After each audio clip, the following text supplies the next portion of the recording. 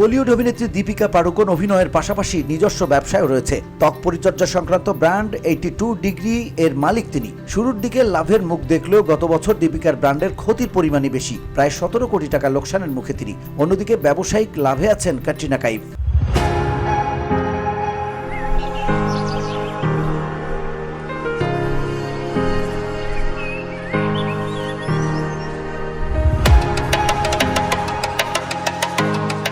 Corporate বিষয়ক মন্ত্রণালয়ের ফাইলিং অনুসারে দীপিকা পাড়ুকোনের mid premium skin care brand 2025 আর্থিক বছরে 12.3 কোটি রুপি লোকসান ঘোষণা করেছে। ব্র্যান্ডের রাজস্ব 2024 সালে 21.2 কোটি থেকে কমে 2025 সালে 14.7 কোটিতে এসে দাঁড়িয়েছে, যার ফলে কোম্পানির নিট লোকসানের পরিমাণ 12.3 কোটি রুপি, যা বাংলাদেশি মুদ্রায় 16 কোটি 80 লাখ টাকারও বেশি।